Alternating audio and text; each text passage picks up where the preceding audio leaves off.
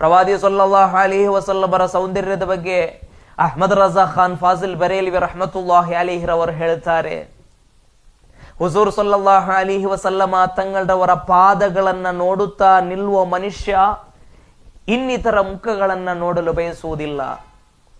ಇತರರ ಮುಖಗಳನ್ನ ನೋಡಿ ನಿಲ್ಲುವುದಕ್ಕಿಂತಲೂ ಶ್ರೇಷ್ಠವಾದದ್ದು ಪ್ರವಾದಿ ಸಲ್ಲಲ್ಲಾಹು ಅಲೈಹಿ ವಸಲ್ಲಮ ತಂಗಳವರ ಕಾಲ್ಪಾದಗಳನ್ನು ನೋಡುವುದಾಗಿದೆ.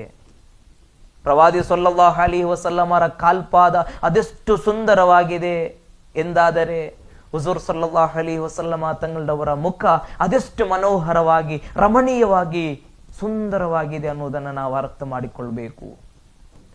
ನಾವು ಆಸೆ ಪಡಬೇಕಾದದ್ದು, ಹಂಬಲಿಸಬೇಕಾದದ್ದು ಶರೀರಗಳಿಗೆ ಮುಖಗಳಿಗೆ ಬಣ್ಣಗಳನ್ನು ಹಚ್ಚಿ ಬರುವಂತಹ ನಟ ನಟಿಯರ ಮುಖಗಳನ್ನು ನೋಡುವುದಲ್ಲ, ತಾರೆಯರ ಸೆಲೆಬ್ರಿಟಿಗಳ ಮುಖಗಳನ್ನು ನೋಡುವುದಲ್ಲ.